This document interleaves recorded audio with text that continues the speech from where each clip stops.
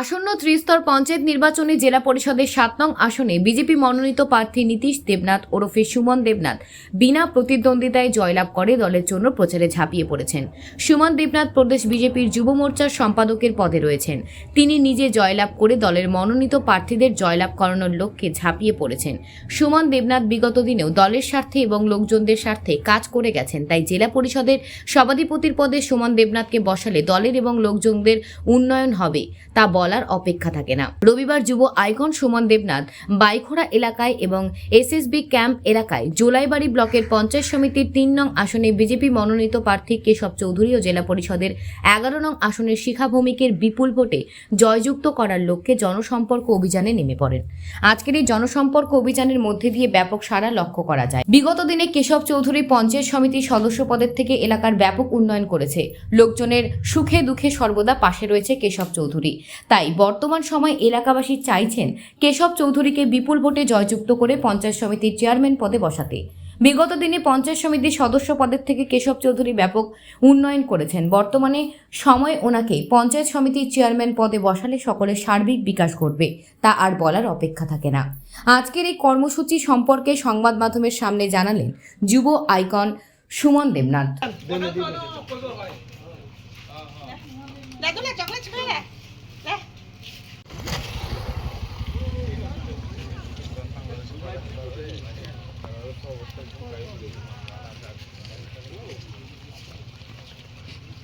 ত্রিস্তর পঞ্চায়েত নির্বাচন, সেই নির্বাচনের উপলক্ষে আমরা ভারতীয় জনতা পার্টি প্রত্যেকটা জায়গায় প্রত্যেকটা ভারতীয় জনতা পার্টির কার্যকর্তা সবাই আমাদের প্রার্থীদের, আমাদের এখানকার জেলা পরিষদের প্রার্থী শিখা ভূমিকা আছেন আর আমাদের পঞ্চায়েত সমিতির প্রার্থী কেশব চৌধুরীর নেতৃত্বে ওনার যে টিম আছে এবং ভারতীয় জনতা পার্টির যে কার্যকর্তা সবাই আজকে সকাল থেকেই রাত দিন পরিশ্রম করছেন, গণদেবতাদের কাছে যাচ্ছেন এবং ভারতীয় জনতা পার্টির যে বিকাশমুখী সরকারের চিন্তাধারাকে আরও পাথেয় করে আমরা মানুষের বাড়ি যাচ্ছি এবং মানুষ খুবই আপ্লুত এবং মানুষ দুই হাত ভরে এই দুইজন প্রার্থীকে আশীর্বাদ করছেন।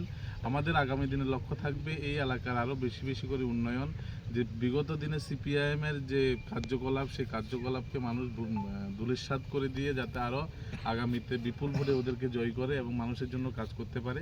আপনারা জানেন আমাদের প্রার্থীরা যে পরিশ্রম করছেন, আমাদের কর্মীরাও তার সঙ্গে পরিশ্রম করছেন এবং দীর্ঘদিন যারা সিপিআইএমের সঙ্গে ছিল তারাও আজকে আমাদের এই জনসম্পর্ক অভিযানে সামিল হচ্ছে। তো সবাই আপ্লুত এবং আগামী ৮ তারিখ আমাদের আসন্ন ত্রিস্তরীয় পঞ্চায়েত নির্বাচন, সেই নির্বাচনে গণদেবতারা ভোট দেবেন আমরা আশা রাখি এবং ভারতীয় জনতা পার্টির পক্ষে ভোট দেবে এবং 12 তারিখ দেখবেন সবাই বিজয় উৎসবে উল্লসিত হয়ে এই গ্রাম এলাকার ভারতীয় জনতা পার্টি দখলে আসছে। ভারত মাতা